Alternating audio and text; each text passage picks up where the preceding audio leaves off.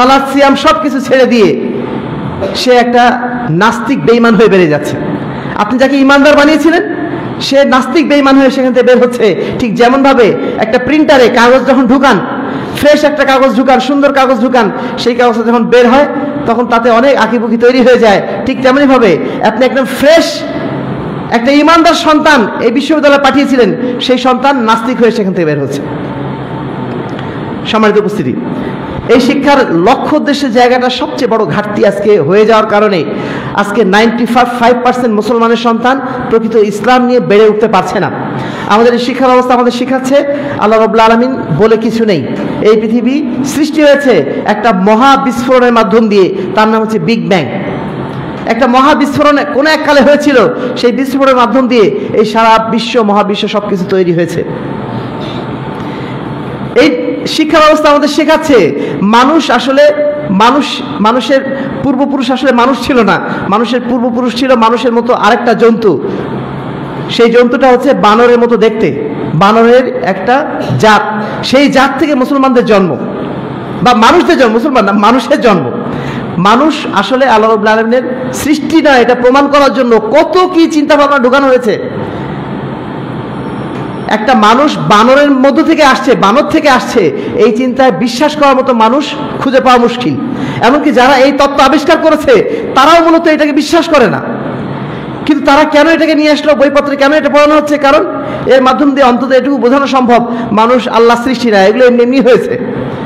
আল্লাহর সাথে সম্পর্ক কাট অফ করার জন্য, আল্লাহর সাথে সম্পর্ক ছিন্ন করার জন্য আমাদেরকে এই শিক্ষা দেওয়া হচ্ছে। তারপরে এগুলো তো গেল, নতুন নতুন নতুন পাঠ দিন দিন ঢুকছে আমাদের শিক্ষা ব্যবস্থায়। এখন শেখানো হচ্ছে মুসলমানদের সংস্কৃতি গান বাজনা করা, মুসলমানদের সংস্কৃতি একতারা বাজানো, মুসলমানদের সংস্কৃতি বিভিন্ন দিবস পালন করা, বৈশাখ মাসের প্রথম দিনে পয়লা বৈশাখ পালন করা, এইগুলো নাকি আমাদের সংস্কৃতি। সেই সংস্কৃতি বইয়ে কোনো ঈদের কোনো দৃশ্য আপনি দেখতে পাবেন না। আজকে ঈদুল আজহায় মানুষ কেন গান বাজনা করছে? কারণ ঈদের সংস্কৃতিটা কি সেটা তো মুসলমানরা জানেই না।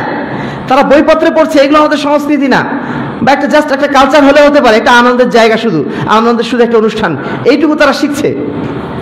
সংস্কৃতি মানে একটা মানুষের রুচিশীল হওয়া, সংস্কৃতি মানে একটা মানুষের সভ্য হওয়া। এই যে অর্থ, এই অর্থ বাদ দিয়ে সংস্কৃতির অর্থ হয়ে গেছে গান বাজনা করা, সংস্কৃতির অর্থ হয়ে গেছে নাচানাচি করা। এইগুলো হচ্ছে সংস্কৃতি আমাদের। সম্মানিত উপস্থিতি, আজকে আমাদের ইসলামী আকিদা, বিশ্বাস, ইসলামিক কালচার সবগুলোকে ধ্বংস করে ফেলা হয়েছে বর্তমান এই প্রচলিত শিক্ষা ব্যবস্থার মাধ্যম দিয়ে। যত দিন যাচ্ছে তত বেশি নতুন নতুন বিষয় ঢুকানো হচ্ছে। এখন আমাদের সন্তানদের আবার শেখানো হচ্ছে পৃথিবীর সবচেয়ে নিকৃষ্ট কাজগুলোর মধ্যে একটা কাজ, যেটাকে বলা হয় সমকামিতা। সেই কাজটার কারণে আল্লাহ রাব্বুল আলামিন একটা জাতিকে পুরো আস্ত উল্টা করে ধ্বংস করে দিয়েছিলেন। যেই জাতির ধ্বংস স্তূপটা এখনো পর্যন্ত জর্ডানে আছে, ডেড সি নামে একটা জায়গা আছে, মৃত সাগর, যেই সাগরে কোনো মাছ হয় না, যেই সাগরে কোনো প্রাণীর জন্ম হয় না, এখনো পর্যন্ত এতটাই সেই সাগরটা অভিশপ্ত অবস্থায় রয়েছে। সেই কাজ যারা করেছিল সেই কাজটার আবার নতুন করে এখন আবিষ্কার তো করা হয়েছেই, সেগুলো এখন পাঠ্য বইতে ঢুকিয়ে দেওয়া হয়েছে, ঢুকিয়ে দিয়ে বলা হচ্ছে এগুলো কোনো সমস্যা না। বাপ মাকে বলে দেওয়া হচ্ছে সন্তান যা খুশি করুক, তাদেরকে কিছু বলা যাবে না, সন্তান যা ইচ্ছা করবে, তার ব্যক্তি স্বাধীনতা আছে, তাকে বেশি কিছু বলা যাবে না, সে যা করতে চায় তা করুক। এইভাবে আজকে শিক্ষা ব্যবস্থার মাধ্যম দিয়ে আমাদের মুসলমান সন্তানদেরকে ইসলাম থেকে আজকে দূরে ঠেলে দেওয়া হচ্ছে। যদিও তার নাম আব্দুল্লাহ, যদিও তার নাম আব্দুর রহমান, যদিও তার নাম আব্দুর রহিম। সম্মানিত উপস্থিতি, এরপরে আরেকটা শিক্ষা ব্যবস্থা আছে, তার নাম হচ্ছে ধর্মীয় শিক্ষা ব্যবস্থা। সেই ধর্মীয় শিক্ষা ব্যবস্থা এর মাধ্যম দিয়ে যেটা হচ্ছে, আমরা যেটা আশা করেছিলাম যে ধর্মের মাধ্যম দিয়ে হয়তোবা আমাদেরকে কিছুটা হলেও আদর্শ শেখানো হবে, আমাদেরকে আল্লাহ রাব্বুল আলামিনের দেওয়া বিধান বলে শেখানো হবে। কিন্তু দুর্ভাগ্যজনক বিষয়, বাংলাদেশে 95% যে ইসলামী মাদ্রাসাগুলো রয়েছে, মুসলমানদের যে মাদ্রাসাগুলো রয়েছে, ধর্মীয় শিক্ষার যে প্রতিষ্ঠানগুলো রয়েছে, সেই শিক্ষাগুলোতেও আমাদেরকে ইসলামের প্রকৃত শিক্ষা দেওয়া হচ্ছে না। সেগুলোতে শিক্ষা দেওয়া হয় পীর পূজারীদের শিক্ষা, অথবা শিক্ষা দেওয়া হয় আকাবির বুজুর্গের শিক্ষা, যে শিক্ষার মধ্যে প্রকৃত অর্থে আল্লাহ এবং তার রাসূল কুরআন এবং হাদিসের মাধ্যমে যে শিক্ষা আমাদেরকে দিয়েছিলেন, সেই শিক্ষার অস্তিত্ব আমরা খুঁজে পাচ্ছি না। সেখানে শিরক শেখানো হচ্ছে, বেদাত শেখানো হচ্ছে। যেই শিরক এবং বেদাত মানব জাতির জন্য সবচেয়ে বড় পাপের মধ্যে অন্যতম বড় পাপ। অন্যতম বড় পাপ কেন? এটাই সবচেয়ে বড় পাপ, এর উপরে কোনো পাপ আর হতে পারে না। পৃথিবীতে যত পাপ হতে পারে তার মধ্যে সবচেয়ে বড় পাপ হচ্ছে শিরক, তারপরে পাপ হচ্ছে বেদাত। কিন্তু দুর্ভাগ্যজনকভাবে এই সমস্ত মাদ্রাসাগুলোতে শেখানোই হচ্ছে শিরক এবং বেদাত কিভাবে করতে হয়। ফলশ্রুতিতে আজও পর্যন্ত আমরা আমাদের যারা ধর্মীয় প্রতিষ্ঠানগুলোতে পড়ে তাদেরকেও আমরা ইসলাম শেখাতে পারলাম না। তাদেরকে এখন আমরা বোঝাতে পারলাম না ইসলামের প্রত্যেকটা বিধান হতে হবে আল্লাহ রসুলের তরিকা অনুযায়ী। আল্লাহ রসুল যেভাবে শিখেছেন সেইভাবে আমাদেরকে ইসলাম পালন করতে হবে। আজও পর্যন্ত আমরা এটা শেখাতে পারলাম না। সমাজের শিরক এবং বেদাতগুলোর বিরুদ্ধে যখন আমরা কথা বলি তখন বলে যে এদের মসজিদ থেকে খেদিয়ে দাও, মসজিদ থেকে তাড়িয়ে দাও, এরা মসজিদ থেকে নষ্ট করে ফেললো, এরা ইসলামটাকে নষ্ট করে ফেললো। যখন আমরা বলছি 5 ওয়াক্ত সালাতের পরে দলবদ্ধ হয়ে মোনাজাত যেটা আপনারা করেন বা আমরা করি, এই কাজটা আল্লাহ রসুল জীবনে কখনো করেন নাই, অতএব আমাদের করা যাবে না। এই কথা শোনা মাত্রই তেলে বেগুনে এই সমাজের 90% মানুষ খেপে উঠবে। 90% মাদ্রাসার ছাত্ররা খেপে উঠবে যারা স্বয়ং ইসলাম শিখছে। যেই ছেলেরা ইসলাম শিখছে তাদেরকে যখন আপনি এই কথাগুলো বলবেন যে আল্লাহ রসুল তো কখনো করেন নাই, সঙ্গে সঙ্গে তারা আপনার উপরে ক্ষিপ্ত হয়ে উঠবে। আল্লাহ রসুল করেন নাই তাই কি হলো? ভালো কাজ তো, ভালো কাজ করলে কি হবে? ভালো কাজ করলে সমস্যাটা কি? আজও পর্যন্ত আমরা ইসলাম তাদেরকে শেখাতে পারলাম না।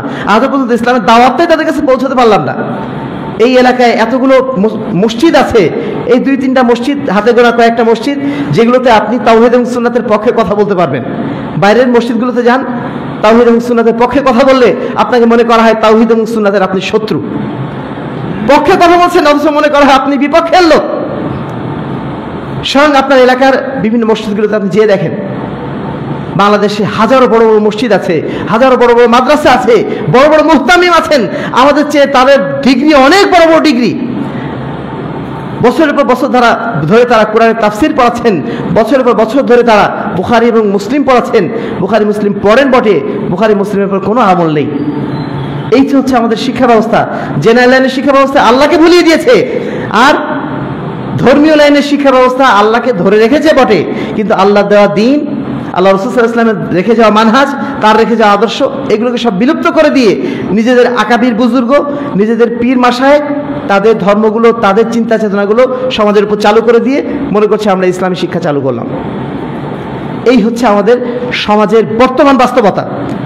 এটা আপনি মেনে নেন বা না নেন, এটাই বাস্তবতা।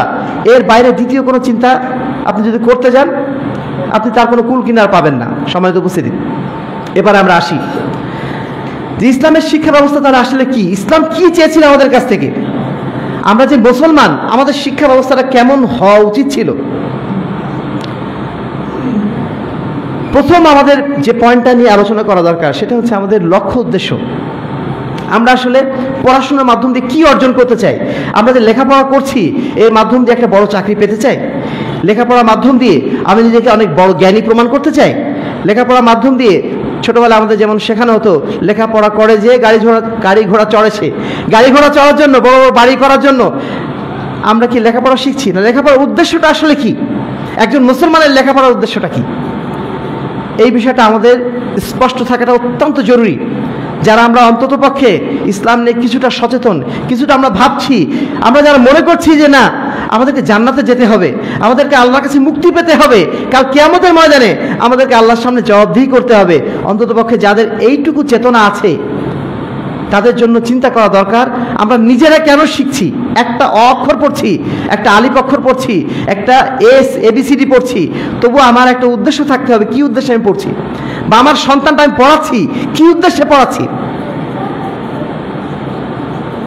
প্রথমে আমার লক্ষ্য উদ্দেশ্য নির্ধারণ করতে হবে। সেই লক্ষ্য হচ্ছে যে লক্ষ্য নির্ধারণ করে দিয়েছিলেন আল্লাহ রাব্বুল আলামিন তার নবী মুহাম্মদ রাসূলুল্লাহ সাল্লাল্লাহু আলাইহি ওয়াসাল্লামকে।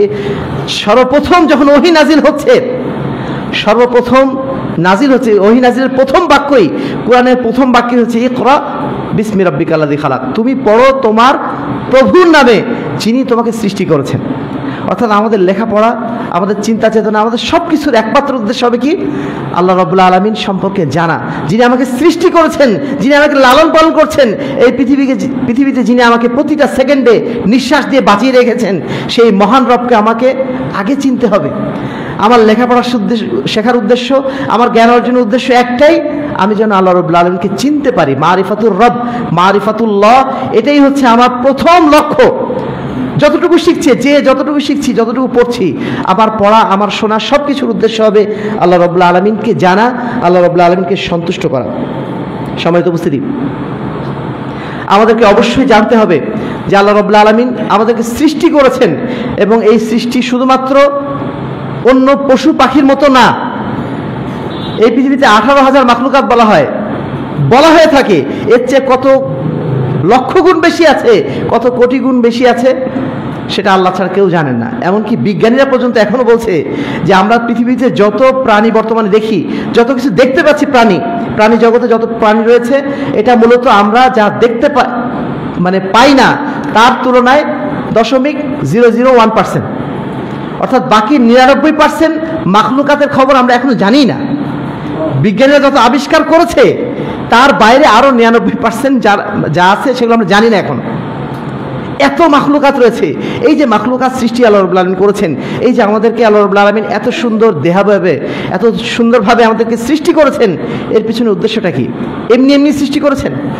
অপ্রয়োজনে সৃষ্টি করেছেন? আল্লাহ রাব্বুল আলামিন বলছেন, ওমা খালাকতুল জিন্না ওয়াল ইনসা ইল্লা লিয়াবুদুন, আমি জিন এবং ইনসানকে একমাত্র এই জন্যই সৃষ্টি করেছি যেন তারা আমার দাসত্ব করে, আমার আনুগত্য করে, আমার নির্দেশ অনুযায়ী নিজের জীবন পরিচালনা করে। পৃথিবীতে অন্য যত প্রাণী রয়েছে, সমস্ত প্রাণী আল্লাহ রাব্বুল আলামিনের ইবাদত করে। শুধুমাত্র জিন ইনসান না, পৃথিবীর সমস্ত প্রাণী আল্লাহ রাব্বুল আলামিনের ইবাদত করে, আল্লাহ রাব্বুল আলামিনের দাসত্ব করে চলে। শুধুমাত্র আল্লাহ রাব্বুল আলামিন দুইটা প্রাণীকে স্বাধীনতা দিয়ে রেখেছেন, যারা চাইলে আল্লাহর ইবাদত করতেও পারে, চাইলে আল্লাহর ইবাদত নাও করতে পারে। এইটুকু সুযোগ আল্লাহ রাব্বুল আলামিন দিয়ে রেখেছেন। কেন? এর বিনিময় দিয়ে রেখেছেন আল্লাহ রাব্বুল আলামিন অনেক বড়। আমি আপনি যখন মারা যাব, এই পৃথিবীর জীবন একদিন শেষ হবেই, এটা আমি বিশ্বাস করি আর না করি, আমার চিন্তা চেতনা থাকুক বা না থাকুক, এই পৃথিবী ছেড়ে আমাকে যেতেই হবে। যাওয়ার পরের ধাপে আমাদের মূল পরীক্ষাটা শুরু হবে। সেই দিন আল্লাহ রাব্বুল আলামিন, আমরা যারা ঈমান আনতে পেরেছি, আল্লাহ রাব্বুল আলামিন দাসত্ব করতে পেরেছি, তাদের জন্য আল্লাহ রাব্বুল আলামিন একটা মহা পুরস্কার রেখেছেন। আর যারা দাসত্ব করতে পারি নাই, আল্লাহ রাব্বুল আলামিন তাদের জন্য মহা শাস্তি রেখেছেন। শুধুমাত্র এই দুটার উদ্দেশ্যের কারণেই মানুষ অন্য সমস্ত মাখলুকাতের চেয়ে আলাদা। অন্য সমস্ত মাখলুকাত তারা আল্লাহর ইবাদত ইচ্ছায় অনিচ্ছায় করবেই, এবং তাদের জান্নাত জাহান্নাম নাই। কিন্তু মানুষকে আল্লাহ রাব্বুল আলামিন এমন সৃষ্টি বানিয়েছেন, যাকে আল্লাহ রাব্বুল আলামিন পরীক্ষা করছেন। পরীক্ষা করার মাধ্যম দিয়ে তাকে একদিন জান্নাতে বা জাহান্নামে প্রদান করবেন। যারা তার দাসত্ব করবে জান্নাতে দেবেন, যারা তার দাসত্ব করবে না তাদেরকে জাহান্নামে প্রবেশ করাবেন। অতএব আমাদের জীবনের একমাত্র লক্ষ্য হতে হবে, যারা শিক্ষা আমরা অর্জন করছি, এই শিক্ষার মাধ্যম দিয়ে আমার রবকে আমি চিনব। আমি যে শিক্ষায় অর্জন করি না কেন, হতে পারে আমি মেডিকেল সায়েন্স পড়ছি, হতে পারে আমি বিশ্ববিদ্যালয়ে কোনো একটা সাবজেক্টে পড়ছি, যে সাবজেক্টেই পড়ি না কেন, আমার উদ্দেশ্য হবে আল্লাহ রাব্বুল আলামিনের দাসত্ব করা, আল্লাহ রাব্বুল আলামিনকে জানা এবং তার দাসত্ব করা। এটাই হবে আমার মৌলিক উদ্দেশ্য। এবং এটাও আমার মনে রাখতে হবে, পৃথিবীতে সবাই কিন্তু জান্নাতে যাবে না। সৃষ্টিকর্তাকে বিশ্বাস করে না এমন কোনো মানুষ পৃথিবীতে খুবই কম। সরাসরি নাস্তিক এরকম পাওয়া কিন্তু অনেক কষ্টকর, পাওয়া যায় না তেমন। সবাই আজ যাই হোক না কেন আল্লাহকে স্বীকার করে, ভগবানকে হলেও স্বীকার করে, গডকে হলেও স্বীকার করে। কিন্তু আল্লাহ রাব্বুল আলামিন যেটা বলে দিয়েছেন যে আমরা যদি জান্নাতে যেতে চাই, যদি আমরা আল্লাহর দাসত্ব করতে চাই, একটাই বিধান রয়েছে। সেই বিধান হচ্ছে কি? ইন্নাদ-দীন ইনদাল্লাহিল ইসলাম, আল্লাহর কাছে একমাত্র গ্রহণযোগ্য ধর্মের নাম ইসলাম। আপনি হিন্দু হয়ে কখনো আল্লাহকে পাবেন না, আপনি ইহুদি খ্রিস্টান হয়ে কখনো আল্লাহকে পাবেন না। আপনি তার প্রতি অনেক দরদ দেখাতে পারেন, অনেকে এরকম আছেন দরদ দেখান, যে তারা বলেন যে ইহুদি খ্রিস্টান ওরা তো ভালো কাজ করছে, হিন্দু হলেও তো ওরা ভালো কাজ করছে, ওরা কি জান্নাতে যাবে না? ওরা জান্নাতে যাওয়ার টিকিটটাই নিতে পারে নাই। আপনি যত সাজগোজ করে আসেন না কেন, অনেক বড় লিমুজিন গাড়ি নিয়ে গেছেন এয়ারপোর্টে যাওয়ার পরে আপনার হাতে টিকিট নাই, আপনাকে এয়ারপোর্টেই ঢুকতে দেবে না। আপনি বলবেন আমি এত সুন্দর জামা কাপড় পরে এসেছি, এত বড় লাগেজ নিয়ে এসেছি, এত বড় গাড়িতে চড়ে আসলাম, কেন আমাকে ঢুকতে দিচ্ছেন না? ওইখানে সারাদিন চিল্লালেও আপনাকে বিমানবন্দরে ঢুকতে দেবে না, কারণ আপনার টিকিটই নাই। ঠিক এমনই ভাবে ইসলাম এমন একটা টিকিট যেই টিকিট না হলে আপনি জান্নাতের টিকিটই পাবেন না, জান্নাত যেতেই পারবেন না। আল্লাহ রাব্বুল আলামিন হয়তোবা আল্লাহ রাব্বুল আলামিন কারোর উপর জুলুম করেন না, আল্লাহ রাব্বুল আলামিন কারোর উপর জুলুম করেন না। একজন হিন্দু খ্রিস্টান যদি ভালো কাজ করে, হয়তো আল্লাহ রাব্বুল আলামিন তার শাস্তিটা জাহান্নামে কমিয়ে দেবেন। তার প্রতি অনুগ্রহ এটুকুই হতে পারে যে তার হয়তোবা জাহান্নামে শাস্তিটা কম হবে।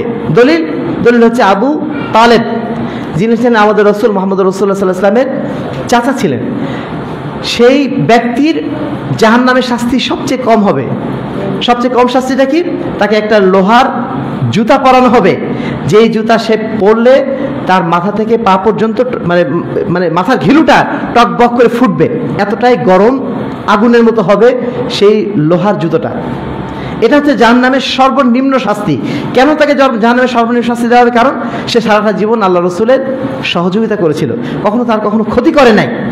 ভালো মানুষ হওয়ার কারণে সে জান্নাতে যেতে পারবে না, তবে জাহান্নামে তার শাস্তিটা কমে যাবে।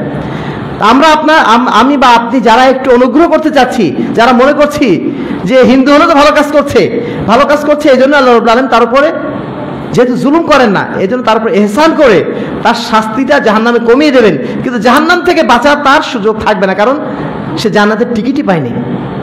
কাল কিয়ামতের ময়দানে হয় আপনাকে জান্নাতে যেতে হবে, না হলে জান্নাতে যেতে হবে, এর মাঝামাঝি কোনো জায়গা নেই। সময় তো বুঝছি, যেটা বলতে চাইছিলাম যে আমরা যদি মুক্তি পেতে চাই কাল কিয়ামতের ময়দানে, একটাই পথ, সেটা হচ্ছে ইসলামকে ধারণ করা। যদি ইসলামকে ধারণ করতে পারি, ইসলামকে আমরা আমাদের জীবনে প্রতিফলিত করতে পারি, তবেই আমরা জান্নাতে যেতে পারবো, এর বাইরে না। সম্মানিত উপস্থিতি, দ্বিতীয় যে বিষয়টি সেটি হচ্ছে আত-তারিকা সাহিহা। প্রথমে উদ্দেশ্যের সততা থাকতে হবে, উদ্দেশ্য সঠিক হতে হবে যারা আমরা শিক্ষা অর্জন করছি। দ্বিতীয়ত, শিক্ষা অর্জনের সঠিক পদ্ধতি অবলম্বন করতে হবে। শিক্ষা অর্জনেরও কিছু সঠিক পদ্ধতি আছে। আপনি নিজের মতো করে যা খুশি পড়লেন, আমি মনে করলেন যে আমি 100টা বই পড়াশোনা করেছি ফিলোসফির উপরে, আমার চেয়ে বেশি জ্ঞানী কেউ আছে নাকি? আপনার চেয়ে অজ্ঞ ব্যক্তি কেউ নাই, কারণ আপনি সঠিক নিয়মে ইসলামী শিক্ষা অর্জন করেন নাই। সঠিক শিক্ষা অর্জন করতে গেলে সঠিক নিয়মে আপনাকে অর্জন করতে হবে। প্রথম আপনাকে জানতে হবে যে শিক্ষা অর্জনের সোর্সটা কি। প্রাইমারি সোর্স হচ্ছে পবিত্র কুরআন এবং সহিহ হাদিস। পবিত্র কুরআন এবং সহিহ হাদিস হচ্ছে জ্ঞানের একমাত্র বিশুদ্ধ সূত্র। এর বাইরে যে জ্ঞানগুলো রয়েছে সেগুলো হচ্ছে কুরআন এবং হাদিসের অনুগামী। কুরআন এবং হাদিসের পক্ষে গেলে ঠিক আছে, না গেলে ভুল। আমাদের সমাজে একটা ধারণা প্রচলিত ছিল কিছুদিন আগেও, যে পৃথিবী সূর্যের চারিদিকে ঘোরে, অথবা সূর্য পৃথিবীর চারিদিকে ঘোরে। এটা আমরা একসময় ধারণা করতাম, তাই না? বিজ্ঞান আমাদের এটাই শিখিয়েছিল যে পৃথিবীর চারিদিকে সূর্য ঘোরে। কিন্তু এখন বর্তমান সায়েন্স কি বলছে? সায়েন্স বলছে পৃথিবীও ঘুরছে, সূর্যও ঘুরছে। অকুল্লুন ফি ফালাকি ইয়াসবাহুন, যেটা কোরআনের সাথে মিলে যাচ্ছে। কোরআন কি বলছে? কোরআন বলছে মহাশূন্যে যা কিছু রয়েছে সবগুলোই সন্তরণশীল, সবগুলোই ঘুরে বেড়াচ্ছে। এতদিন পরে এসে বিজ্ঞান স্বীকার করছে যে সূর্য যেমন ঘোরে পৃথিবীও তেমন ঘোরে। এতদিন কিন্তু স্বীকার করতো না। 100 বছর আগে বিজ্ঞান বলতো যে না, শুধুমাত্র সূর্য ঘোরে, পৃথিবী ঘোরে না, পৃথিবী স্থির থাকে। কিন্তু এখন সবাই স্বীকার করে নিয়েছে। এখন যদি বিজ্ঞান বলতো যে পৃথিবী শুধু ঘোরে না, সূর্য শুধু ঘোরে, পৃথিবী ঘোরে না, এটাকে আমরা গ্রহণ করতে পারতাম? বিজ্ঞান দিয়ে হয়তো আপনি অন্য কিছু প্রমাণ করছেন, কিন্তু কোরআনের বিরুদ্ধে চলে যাচ্ছে। কোরআনই হচ্ছে মূল সোর্স। অকুল জাল হাক্কু ও জাহাকাল বাতিল। হক আসে শুধুমাত্র আল্লাহর পক্ষ থেকে, এবং যখন হক চলে আসে তখন বাতিল গ্রহণযোগ্য হয় না। আল্লাহর পক্ষ থেকে যখন বলা হয়েছে পৃথিবীতে যা কিছু রয়েছে সব কিছুই ঘোরে, সন্তানশীল, তখন সেটাই সত্যি। এর বাইরে আপনি নতুন যা কিছুই নিয়ে আসেন সেটা বাতিল হয়ে যাবে। তাহলে প্রাইমারি সোর্স অফ নলেজ হচ্ছে কোরআন এবং সহিহ হাদিস। কোরআন এবং হাদিসের সাথে যদি কিছু মেলে তাহলে ঠিক আছে, যদি না মেলে সেটা সঙ্গে সঙ্গে পরিত্যাজ্য। 2 নম্বর যেটা বিষয় সেটি হচ্ছে আল ফাহমুস সাহি। আচ্ছা, এখানে আরেকটা বিষয় চলে গেল, যে বিষয়টা বলতে হয় এই জন্য, আজকে যারা ইসলামের নামে ইসলামী শিক্ষায় যারা শিক্ষিত হচ্ছেন, ইসলামী শিক্ষা যারা প্রচার করছেন, তারা কোরআন এবং হাদিসকে বলেন যে প্রাইমারি সোর্স অফ নলেজ, কিন্তু নিজেরা কেউ মানেন না। আগেই বলেছি, তারা বলেন যে আমরা আল্লাহকে বিশ্বাস করি, আমরা রাসূলকে রাসূল হিসেবে মহব্বত করি, কিন্তু আসলে তারা কর্মক্ষেত্রে আল্লাহর বিধানের প্রতি তোর বিশ্বাস স্থাপন যেমন করেন না, ঠিক তেমনই ভাবে আল্লাহ রাসূল সাল্লাল্লাহু আলাইহি ওয়াসাল্লামের আদর্শ অনুযায়ী নিজেরা তারা পরিচালিত হন না। ফলে আজও পর্যন্ত সমাজের বুকে শিরক এবং বেদাতগুলো ছড়িয়ে রয়েছে। আজও পর্যন্ত বাংলার বুকে 2,98,000 পীরের মাজার। এতগুলো মাজার থাকলো কিভাবে এত শিক্ষিত মানুষ থাকতে? আজও পর্যন্ত বাংলাদেশের মানুষ এতই কুসংস্কার আচ্ছন্ন, পিএইচডি ডিগ্রি হওয়ার পরেও তারা মনে করছে শনিবার যদি ঘর থেকে বের হই তাহলে আমার অমঙ্গল হবে। এই কুসংস্কার এখনো পর্যন্ত মানুষের মধ্যে কিভাবে থাকলো এত শিক্ষিত হওয়ার পরেও? এমনকি যারা ধর্মীয় শিক্ষায় শিক্ষিত তাদের মুখ দিয়েও কেন এই কথাগুলো বের হচ্ছে? এর পিছনে একটাই কারণ, তারা কোরআন এবং হাদিসকে তারা বলছেন আমরা মানি, কিন্তু মৌলিকভাবে তারা মানেন না। যদি আমরা প্রকৃত অর্থে আল্লাহ রাব্বুল আলামিনের আবেদ হই, দাস হই এবং প্রকৃত অর্থে ইসলামী শিক্ষায় শিক্ষিত হতে চাই, তাহলে আমাদের প্রত্যেকটা কাজ, আমাদের প্রত্যেকটা আচরণ, আমাদের প্রত্যেকটা শিক্ষা হতে হবে পবিত্র কোরআন এবং সহিহ হাদিস অনুযায়ী। এটা আমার আপনার মাথায় ঢুকিয়ে নিতে হবে। যদি ঢুকিয়ে নিতে না পারি, শুনলাম একদিক দিয়ে বের করে দিলাম, ওটা আমার কোনো কাজে আসবে না। এটা আমার আপনার মাথায় ঢুকিয়ে রাখতে হবে কোরআন এবং সহিহ হাদিস, এটা সবার উপরে। সবকিছু আমার যাচাই বাছাই করতে হবে কোরআন এবং হাদিস দিয়ে। সমাজ দিয়ে, বড় হুজুর দিয়ে কোরআন এবং হাদিস যাচাই করা যাবে না। হুজুর যাচাই করতে হবে কোরআন এবং হাদিস দিয়ে। উল্টাটা করতে হবে, যেটা আমরা করি এখন। আমরা হয়ে গেছি উল্টা লাইনের লোক। আমরা হুজুর দিয়ে সমাজ কোরআন এবং হাদিস যাচাই করি, অথবা আমার এলাকার মুন্সি যারা, আমাদের এলাকার যারা বড় ভাই রয়েছেন, আমাদের যারা মুরব্বী, আমাদের বাপদাদা রয়েছেন, তাদেরকে দিয়ে আমরা কোরআন এবং হাদিস যাচাই করি। যদি বলি যে এটা কোরআন এবং হাদিসের নাই, সঙ্গে সঙ্গে তারা বলে উঠবেন আমার বাপ দাদা 14 পুরুষ এটা করে এসেছে, তারা কি ভুল করেছেন? এই কথা সবার আগে আসবে। যে কথাটা ইতিপূর্বে যত জাতি ধ্বংস হয়েছিল, সমস্ত জাতির কথা এটাই ছিল। ওই যে কিল আল মুত্তাবিউ মা আনজালাল্লাহ ক্বালু বাল নাত্তাবিউ মা আলফাইনা আলাইহি আবায়না, যখন তাদেরকে বলা হতো তোমরা আল্লাহর পক্ষ থেকে যা নাজিল করা হয়েছে সেটা তোমরা অনুসরণ করো, তারা বলতো বরং আমরা আমাদের বাপ দাদা 14 পুরুষ থেকে যা পেয়েছি তার অনুসরণ করব। সেই কথা আজও পর্যন্ত আমাদের মুখে জারি। আজও পর্যন্ত আমরা বলে যাচ্ছি বাপ দাদা 14 পুরুষ যা করেছে তাই করবো, আমাদের এলাকায় এসবই চলতে এসবই করবো। সবাই তো বুঝছি, একজন শিক্ষিত মানুষের কথায় কখনো এরকম হতে পারে না। একজন প্রকৃত শিক্ষায় শিক্ষিত, একজন প্রকৃত মুসলিম, একজন সচেতন মুসলিম, তার কাছে কোরআন হাদিস সবার উপরে।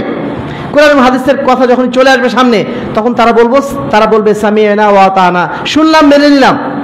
আমরা সেই শুনলাম মেনে নিলামের জাতি। যারা শিক্ষিত জাতি, যে যত বেশি শিক্ষিত সে তত বেশি এই কথা বলবে আল্লাহ এবং তার রাসূল যেটা বলেছেন সেটাই সত্য। যেমন ভাবে আজকে যুগে যত শিক্ষিত ব্যক্তি তত বলবে বিজ্ঞান দ্বারা যা প্রমাণিত তাই মেনে নেব, বিজ্ঞান দ্বারা যা প্রমাণিত তাই মেনে নেব। বর্তমান যুগে যারা শিক্ষিত তাদের হাল হচ্ছে এই। আর আমরা যারা প্রকৃত ইসলামী শিক্ষায় শিক্ষিত হতে চাই, তাদের কথা হবে এটাই, কোরআন এবং হাদিসে যা আসছে তাই আমরা মেনে নেব। কোরআন এবং হাদিস যেটা বলেছে সেটাই সঠিক, এর বাইরে সঠিক কিছু হতে পারে না। যখন আমি জোর গলায় কথা বলতে পারবো, তখনই আমি প্রকৃত অর্থে শিক্ষিত হতে পেরেছি। তারপরে দ্বিতীয় যেটা সোর্স, সেটা হচ্ছে বুঝ। কোরআন এবং হাদিসকে আমি কিভাবে বুঝবো? আমি কোরআন এবং হাদিসটা বুঝলাম, এটা হচ্ছে বিশুদ্ধ সোর্স অফ নলেজ। কিন্তু কোরআন এবং হাদিসের বুঝটা আমি যেভাবে বুঝছি, এই বুঝটা কি সঠিক হচ্ছে কিনা, এটা বুঝবো কিভাবে? কোরআন এবং হাদিসের বিভিন্ন বাক্যগুলো মানে বিভিন্ন ধরনের অর্থ আপনি চাইলে নিতে পারবেন, বানিয়ে নিতে পারবেন। যদি আপনার বুঝটা উল্টাপাল্টা হয়, তাহলে আপনি উল্টাপাল্টা বুঝে কোরআন এবং হাদিসের অপব্যাখ্যা করে ফেলবেন, যেটা বর্তমান যুগে হামেশা হচ্ছে। আজকে মিলাদ কিয়ামের নামে যা কিছু চালু রয়েছে, সবাই কোরআন এবং হাদিস থেকে দলিল দেন, কিন্তু কোরআন এবং হাদিস থেকে যে দলিল দিচ্ছেন সেই দলিলটাকে আসলে আল্লাহ রসুল এইভাবেই বুঝেছেন? এই জিনিসটা হচ্ছে আজকে দিনে আমাদের জন্য জ্ঞান অর্জনের ক্ষেত্রে একটা গুরুত্বপূর্ণ একটা বিষয়, যে আমি কিভাবে বুঝবো। এই বোঝাটা হতে হবে আল্লাহ রসুল এবং তার সাহাবায়ে কেরাম যেভাবে বুঝেছিলেন ঠিক সেইভাবে, যেটাকে আল্লাহ রসুল মৃত্যুর আগে আমাদের সামনে বলে দিয়ে গেছেন যে একটা দল মাত্র জান্নাতে প্রবেশ করবে, একটা দল মাত্র সঠিক পন্থায় থাকবে। তারা কারা? মা আনা আলাইহি ওয়া সাহাবী, আমি এবং আমার সাহাবীরা যেই পথে চলছি সেই পথে যারা চলবেন তারাই সঠিক পথে চলবেন। আল্লাহ রসুলের যুগে মিলাদ ছিল না। আপনি এখন যদি বলেন যে কোরআনে এসেছে ইয়া আইয়ুহাল্লাযীনা আমানু সাল্লু আলাইহি ওয়া সাল্লিমু তাসলিমা, হে ঈমানদারগণ তোমরা আল্লাহ রসুলের প্রতি সালাত দরুদ পাঠ করো, তার প্রতি সালাম পেশ করো, এই আয়াত নিয়ে যদি আপনি বলেন এর দ্বারা মিলাদ প্রমাণিত হয়, আপনি বলে দিতে পারবেন, এমনিতেই বলতে পারবেন। কিন্তু এই বলাটা সঠিক হলো না, বেঠিক হলো, এটা আমি বুঝবো কিভাবে?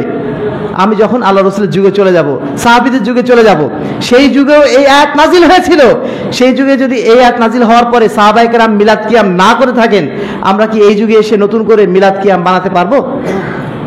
সম্মানিত উপস্থিতি, অত্যন্ত সাবধান এই বিষয়গুলো নিয়ে। আমরা যারা সচেতন শিক্ষিত হতে চাই, তাদের মনে রাখতে হবে কোরআন এবং হাদিস সবার আগে। দ্বিতীয়ত কোরআন এবং হাদিস বুঝতে হবে যেইভাবে সাহাবীরা বুঝেছিলেন ওইভাবে। নিজের মতো করে বানিয়ে বানিয়ে বুঝলে হবে না। বানিয়ে বুঝতে গেলে আমরা বিভ্রান্ত হয়ে যাব। 3 নম্বর যেটা বিষয়, সেটা হচ্ছে আমাদেরকে কোনো অবস্থাতেই চরম পন্থা অবলম্বন করা যাবে না। যখনই বাড়াবাড়ি করব তখনই আমরা বিভ্রান্ত হয়ে যাব। মুসলমানদের পথ সবসময় মধ্যম পন্থার পথ, মাঝামাঝি পথ। তারা কখনো বাড়াবাড়িও করে না, ছাড়াছাড়িও করে না। আজকের দিনে একটা রব উঠেছে, সারা বিশ্বব্যাপী আমাদেরকে একই দিনে ঈদ এবং সিয়াম পালন করতে হবে, চাঁদ দেখা যাক বা না যাক। এইগুলো কথা, এই সমস্ত কথা যারা বলেন, এগুলো হচ্ছে চরম বাড়াবাড়িমূলক কথা। এই সমস্ত বাড়াবাড়িমূলক কথা থেকে আমাদের বিরত থাকতে হবে, কারণ কখনোই সম্ভব না। সারা বিশ্বব্যাপী একই দিনে ঈদ পালন করা, সিয়াম পালন করা একটা অসম্ভব কথা। এটা বাস্তবেই সম্ভব না, এবং আল্লাহ রাসূল সাল্লাল্লাহু আলাইহি ওয়াসাল্লাম এই নির্দেশ আমাদেরকে দেনও নেই, আমাদেরকে এত কষ্ট করার জন্য বলেও নেই। তারপরে যারা আমরা বাড়াবাড়ি করছি, এই বাড়াবাড়ি করতে যে নিজেরা ধ্বংস হচ্ছি, সমাজটাকে আমরা নষ্ট করে দিচ্ছি। এই বাড়াবাড়ির কারণে কিন্তু আজকে মুসলিম উম্মার মধ্যে এত ধরনের বিভ্রান্তি। কোনো অবস্থাতে যেন আমরা বাড়াবাড়ি না করি। আল্লাহ রাসূল সাল্লাল্লাহু আলাইহি ওয়াসাল্লাম আমাদেরকে বারবার নিষেধ করে দিয়ে গেছেন যে ইয়াকুমুল গুলু ফিদ্দিন, তোমরা দিনের ব্যাপারে বাড়াবাড়ি করতে যেও না, তোমরা দিনের ব্যাপারে বাড়াবাড়ি করো না। ফাইন্নামা আহলাকা মান কানা ক্বাবলাকুম আল গুলু ফিদ্দিন, কারণ দিনের ব্যাপারে অতিরিক্ত ইতিপূর্বে যত জাতি এসেছিল, যারা ধ্বংস হয়ে গেছিল, তাদের একটা বৈশিষ্ট্য ছিল এই, তারা দিনের ব্যাপারে বাড়াবাড়ি করেছিল। কোনো অবস্থাতে যেন আমরা বাড়াবাড়ি না করি, আমাদের কথায়, আমাদের আচরণে, আমাদের চিন্তা ভাবনায় কোনো অবস্থায় যেন বাড়াবাড়ি না থাকে। আমরা যেন সঠিক পন্থা অবলম্বন করার চেষ্টা করি। আগামীকালকে ইয়াউমে আরাফার দিন, তাই না? আরাফার দিন আমরা যারা আলহামদুলিল্লাহ সচেতন আছি, তারা আগামীকালকে ইনশাল্লাহ সিয়াম পালন করব। এখন এই বিষয়টা নিয়ে অনেক সময় বাড়াবাড়ি করে ফেলি, বিশেষ করে এখন ফেসবুকের যুগ। এই বিষয়ে একটা মহা বিতর্ক চলছে যে আরাফার দিন আগামীকালকে নাকি 9 জিলহজ, অর্থাৎ ঈদের আগের দিন। এই বিষয়টা একটা ভ্যালিড বিতর্ক। আল্লাহ রাসূল সাল্লাল্লাহু আলাইহি ওয়াসাল্লামের যুগ থেকে গত 100 বছর পর্যন্ত আমরা 9 জিলহজেই সবাই সিয়াম পালন করে এসেছি, আরাফা সিয়ামটা। কিন্তু এখন যেহেতু তথ্য প্রযুক্তির যুগ, আমরা স্পষ্ট দেখতেই পাচ্ছি যে কোন দিন হাজিরা আরাফার দিন উপস্থিত হন। মূলত আল্লাহ রাসূল সাল্লাল্লাহু আলাইহি ওয়াসাল্লামের উদ্দেশ্য ছিল এটাই, যে যেদিন হজ হয় আরাফার দিন, সেই দিন যখন মুসলমানরা হজের জন্য আরাফার ময়দানে এসে উপস্থিত হয়, সেই দিন যেন সারা বিশ্বব্যাপী একই সাথে সিয়াম পালন করতে পারে। এই জন্যই কিন্তু, এই উদ্দেশ্যেই মূলত আরাফার দিনের সিয়ামটা করা হয়েছে। এই কারণে একদল আলেমে দিন বা ওলামায়ে কেরামদের মধ্যে একদল ওলামায়ে কেরাম তারা বললেন যে না, আমরা যেহেতু আরাফার দিন দেখতে পাচ্ছি, অতএব এই দিনে আমরা সিয়াম পালন করব। এখন এই বিষয়টা নিয়ে বিতর্কের কোনো কারণ ছিল না। যদি আমরা কেউ মনে করি যে না, আরাফার দিন যেদিন হচ্ছে, কারণ হাদিসে এসেছে ইয়াউমে আরাফা, আরাফার দিন সিয়াম পালন করা, তো সেই আরাফার দিনটা যেহেতু হচ্ছে আগামীকালই, আমরা আরাফার দিন সিয়াম পালন করব, এতেও বাধা দেওয়ার কোনো প্রয়োজন নেই। আবার যারা 9 জিলহজ পালন করতে চান চন্দ্র বৎসর হিসাবে, 9 জিলহজটাই যেহেতু আরাফার দিন, সেই হিসাবে তারা নিজ নিজ দেশে 9 জিলহজে যদি আরাফার দিনটা তারা মানে আরাফার সিয়ামটা রাখেন, তাতেও কোনো সমস্যা নেই, ইনশাআল্লাহ দুটোই হয়ে যাবে। আপনি আপনার নিয়ত শুধু খালাস রাখুন যে আমি আরাফার দিবসের উদ্দেশ্যে আমি সিয়ামটা রাখছি, আপনার সিয়াম ইনশাআল্লাহ কবুল হয়ে যাবে। এটা নিয়ে মারামারি করার কোনো দরকার ছিল না। অমুক বলতে পারে না যে অমুক বাতিলের পরে আছে, অমুক বলতে পারে না অমুক বাতিলের পরে আছে। দুই পক্ষেই সঠিক হওয়ার সম্ভাবনা আছে। আমরা এটা ছেড়ে দিতে চাই সবার উপরেই, যে যিনি যেটাকে প্রাধান্য দিতে চান তিনি সেটাই করুন। যদি কেউ মনে করেন 2 দিনই রাখবেন, আরাফার দিন তো মানে 9 জিলহজ পর্যন্ত আপনার যে 9টা দিন আছে, জিলহজ মাসের প্রথম যে 9টা দিন, এই 9টা দিনই সিয়াম পালন করাটা আল্লাহ রাসূল সরাসরি যদিও প্রমাণিত না হলেও তার সাহাবায়ে কেরাম এই 9টা দিন অনেকেই সিয়াম রেখেছেন। আমরা সিয়াম দুটোই রেখে দিলাম। যদি এত বিতর্কে থাকে 2টা সিয়ামে রেখে দিলাম, তাতেও কোনো সমস্যা নেই, তবুও আমার আরাফা সিয়ামটা হয়ে যাচ্ছে। কিন্তু বিতর্ক করছি কেন? যারা আমরা বাড়াবাড়ি করছি। এই বাড়াবাড়ি করতে যে আমরা বিতর্কের মধ্যে ঢুকে গিয়েছি, এবং ইবাদতটা যে আমরা একটু সঠিকভাবে পালন করার চেষ্টা করব, শান্তিপূর্ণভাবে পালন করার চেষ্টা করব, এটা আমাদের নষ্ট হয়ে যাচ্ছে। সম্মানিত উপস্থিতি, যেটা বলছিলাম যে কোনো অবস্থাতে বাড়াবাড়ি করা যাবে না। শরীয়ত নিয়ে বাড়াবাড়ি করতে গেলে আমরা বিভ্রান্তির মধ্যে পড়ে যাব। 4 নম্বর যেটা, সেটা হচ্ছে যুক্তিবাদ। শরীয়ত নিয়ে কোনো যুক্তি দেওয়া যায় না। ইসলামের যুক্তিবাদের কোনো স্থান নেই। আপনি যা আল্লাহর পক্ষ থেকে নির্দেশিত হয়েছেন, সেই নির্দেশ অনুযায়ী আপনার দিন পালন করবেন। আপনার যুক্তিতে কুলাক আর না কুলাক, যুক্তি দিয়ে ইসলাম বাস্তবায়ন করা যায় না, পালন করা যায় না। সুতরাং যারা যুক্তিবাদের মধ্যে পড়ে গেছেন তারাও বিভ্রান্ত হয়ে যাবেন। আমাদের শিক্ষিত সমাজ যত বেশি শিক্ষিত হচ্ছে, তত বেশি তর্কপ্রিয়, তত বেশি তারা যুক্তিপ্রবণ। এই যুক্তি সেই যুক্তি, হাজার যুক্তি দিয়ে তারা ইসলাম থেকে দূরে সরে যাচ্ছেন। আমরা তাদের প্রতি অনুরোধ করব, ইসলামকে কখনো যুক্তি দিয়ে প্রমাণ করার চেষ্টা করবেন না। কারণ আপনার জ্ঞান খুবই সীমিত। এই সীমিত জ্ঞান দিয়ে আপনি কখনো যুক্তি তর্ক দিয়ে সঠিক স্থানে পৌঁছতে পারবেন না। তবে নিঃসন্দেহে ইসলাম যুক্তিশীল ধর্ম, যুক্তিপূর্ণ ধর্ম। এর অর্থ এই না যে ইসলাম যুক্তিহীন ধর্ম। ইসলাম অবশ্যই যুক্তিপূর্ণ ধর্ম, কিন্তু আপনি সেই যুক্তি বোঝার জন্য এখনো উপযুক্ত হন নাই, সেই জন্য আপনি না বুঝে বিতর্ক করে ফেলছেন। এই জন্য যুক্তি দিয়ে ইসলাম বোঝা যাবে না। সর্বশেষ যে বিষয়টি, সেটি হচ্ছে অবশ্যই আমাদেরকে যেটা চেষ্টা করতে হবে, যদি আমরা না জানি, নিজে নিজে যেন ইসলাম বোঝার চেষ্টা না করি, যারা জানেন তাদের কাছে যেন যায়। ফাসআলু আহলা যিকরি ইন কুনতুম লা তা'লামুন, যদি তোমরা না জানো তাহলে যাও তাদের কাছে যারা জানে, যারা ইসলাম সম্পর্কে সঠিক জানে তাদের কাছে তুমি যাও। নিজে নিজে হাতুড়ে ডাক্তারের মতো ডাক্তারি শুরু করে দিও না। আপনিও ডাক্তার, ফুটপারের যিনি হকার তিনিও ডাক্তার। দুই ডাক্তার কি কখনো এক দরজার হতে পারে? কখনো না। আপনি অবশ্যই, যেহেতু আপনি ডাক্তারি পাশ করেন, ইসলামের সম্পর্কে আপনি সেই জ্ঞানের স্তরে পৌঁছাননি, আপনার অজানা বিষয় অনেক থাকবে, কিন্তু সেই বিষয়ে আপনার জানার জন্য তাদের কাছে যেতে হবে যারা সঠিক জ্ঞান অর্জন করেছেন, এবং তাদের কাছে জিজ্ঞাসা করতে হবে, দলিল সহ জানতে হবে। তারা যদি দলিল দিতে পারেন গ্রহণ করবেন, যদি দলিল দিতে না পারেন, নিজের মন মতো কোনো কথা বলেন, সেটাও আপনার গ্রহণ করার কোনো প্রয়োজন নেই। যেভাবে আমরা ডাক্তারদের কাছে যাই, যে ক্রস চেক করি, এক ডাক্তার কাছে গেলাম, মনে হলো যে না এই ডাক্তার সঠিকভাবে মানে টেস্ট করেনি আমাকে, বা সঠিক ডায়াগনোসিস করতে পারছেন না, তখন আরেক ডাক্তারের কাছে যাই, না হলে আরেক ডাক্তারের কাছে যাই, না হলে ইন্ডিয়া যাই, চেষ্টা করি সবচেয়ে ভালো ডাক্তার খোঁজার জন্য। ঠিক একইভাবে আপনিও ভালো আলেম খোঁজার চেষ্টা করুন, যার কাছে ইসলামের সঠিক জ্ঞান আছে। আপনি সামান্য শরীরের চিকিৎসার জন্য আপনি ডাক্তার খুঁজে বেড়ান, ইন্ডিয়া সিঙ্গাপুর চলে যান। আপনি জান্নাতে যাবেন যে এই বিধান পালন করার জন্য, সেই বিধান সঠিকভাবে জানার জন্য। আপনি কি সঠিক আলেমের কাছে যাওয়ার চেষ্টা করবেন না? অবশ্যই চেষ্টা করতে হবে, এটা আপনার জান্নাতে যাওয়ার জন্য অপরিহার্য। সামান্য দুনিয়াতে সুস্থ থাকার জন্য যদি আমরা এইটুকু কাজ করতে পারি, বয়স হয়ে গেছে 80 বছর, তবু আমি সিঙ্গাপুরে যাচ্ছি যেন আর বাকি 2-3টা বছর একটু ভালো থাকতে পারি।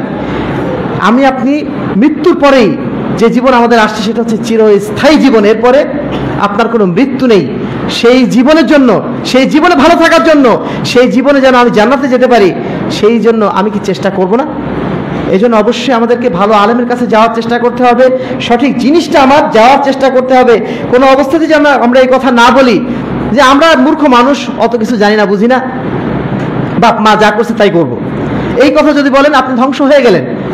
আপনি একটু চিন্তা করে দেখুন, আপনার প্র্যাকটিক্যাল লাইফে আপনি এই কাজ কখনো করেন না। আপনি সামান্য 1 কাঠা জমি কিনবেন, 1 কাঠা জমি কিনতে গেলে আপনাকে RS খতিয়ান দেখতে হবে, SS খতিয়ান দেখতে হবে, খারিজ খাজনা ঠিক মতো আছে কিনা সবগুলো দেখতে হবে।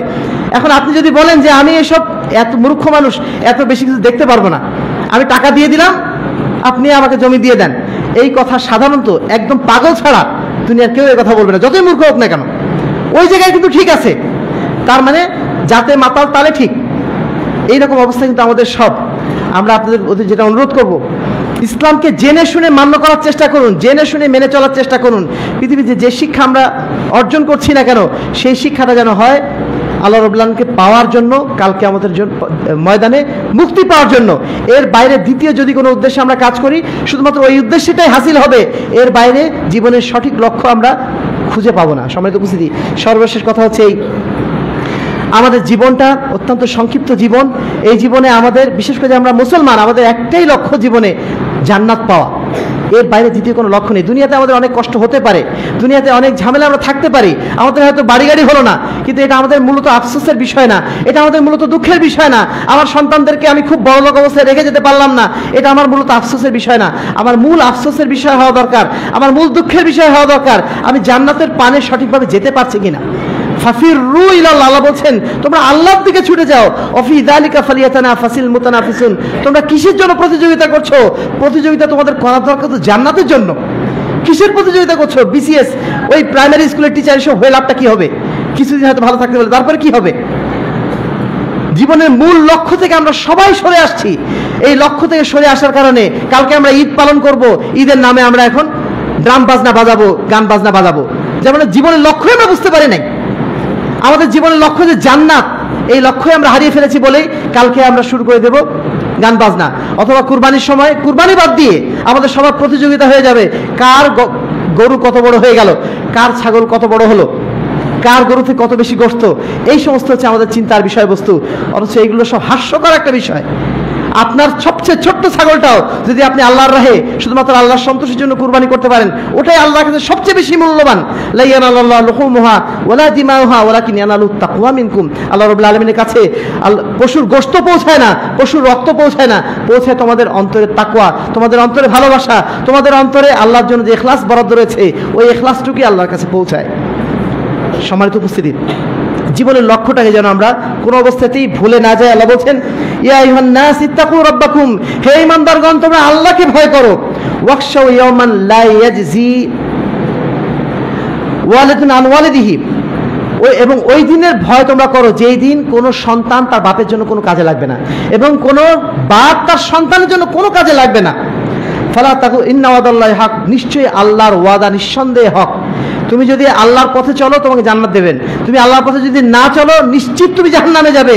ইন্না ওয়াদাল্লাহি হক, আল্লাহর ওয়াদা নিশ্চিত সত্য। ফালা তাগুররান্নাকুমুল হায়াতুদ দুনিয়া, অতএব দুনিয়ার জীবন যেন তোমাদেরকে প্রতারিত না করে দেয়, প্রতারণার মধ্যে যেন না ফেলে দেয়। সম্মানিত মুসলিমবৃন্দ, শয়তান যেন আমাদেরকে কোনো অবস্থাতে প্রতারিত করতে না পারে, আমাদেরকে কোনো অবস্থাতে যেন বিভ্রান্ত করতে না পারে, আমাদেরকে কোনো অবস্থাতে যেন জান্নাতের পথ থেকে সরিয়ে দিয়ে জাহান্নামের পথে যেন আমাদের ধাবিত না করে। আমরা যারা উপস্থিত মুসলিম রয়েছে, আমাদের প্রত্যেকের প্রতি আমাদের আহ্বান, বিনীত আহ্বান, দয়া করে জীবনের লক্ষ্যটা ঠিক করুন।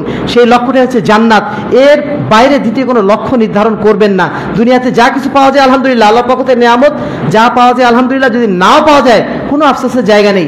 আফসোস একটাই হতে পারে আমাদের, যদি আমরা জান্নাতের পথে চলতে না পারি। এভাবে আমরা যেন জীবনের লক্ষ্যটা নির্ধারণ করতে পারি, তাহলে ইনশাআল্লাহ আমাদের চলা পথ সঠিক হবে, আমাদের জ্ঞান অর্জনের পথ সঠিক হবে, আমাদের শিক্ষা অর্জনের পথ সঠিক হবে। আমরা প্রকৃত শিক্ষায় তখনই শিক্ষিত হতে পারবো যখন আমাদের জীবনের লক্ষ্যটা সঠিক থাকবে। আর জীবনের লক্ষ্য সঠিক না থাকলে পৃথিবীর যত বড় বিজ্ঞানী হয় না কেন, আমার চেয়ে মূর্খ পৃথিবীতে আর থাকবে না বা নেই। সম্মানিত উপস্থিতি, এই মেসেজটুকুই আপনাদের কাছে আমাদের পৌঁছে দেওয়া ছিল। আশা করছি যে আল্লাহ রাব্বুল আলামিন যদি এইটুকু বুঝ আমাদের মধ্যে দিয়ে দেন, ইনশাআল্লাহ আমরা কেউ পথভ্রষ্ট হয়ে যাব না। আর যদি এই বুঝটা আমাদের মধ্যে হারিয়ে যায়, তাহলে আমরা পৃথিবীর সবচেয়ে জ্ঞানী ব্যক্তি হয়েও সবচেয়ে বড় পথভ্রষ্ট হয়ে যেতে মানে 1 সেকেন্ডের মধ্যে হয়ে যাব, কোনো ব্যাপার না এটা। তো এই বিষয়টা যেন আমরা খেয়াল রাখার চেষ্টা করি। আল্লাহ রাব্বুল আলামিন আমাদের সকলকে ইসলামের প্রকৃত শিক্ষায় শিক্ষিত হওয়ার তৌফিক দান করুন। আমাদের প্রত্যেক ভাইকে ইসলামের শিক্ষা অনুযায়ী নিজের জীবনকে পরিচালনা করার তৌফিক দান করুন। আল্লাহ রাব্বুল আলামিন আমাদের প্রত্যেক ভাইকে ইসলামের বাইরে, ইসলাম বহির্ভূত যত চিন্তা চেতনা, ইসলাম বহির্ভূত যত মতবাদ, ইসলাম বহির্ভূত যত সংস্কৃতি, সেখান থেকে নিজেদেরকে হেফাজত করার তৌফিক দান করেন। সর্বোপরি আল্লাহ রাব্বুল আলামিন আমাদের সিয়াম, আমাদের কিয়াম, আমাদের কুরবানিকে যেন আল্লাহ রাব্বুল আলামিন কবুল করে নেন। আল্লাহুম্মা আমিন। ওয়া আখির দাওয়ানা আলহামদুলিল্লাহি রাব্বিল আলামিন।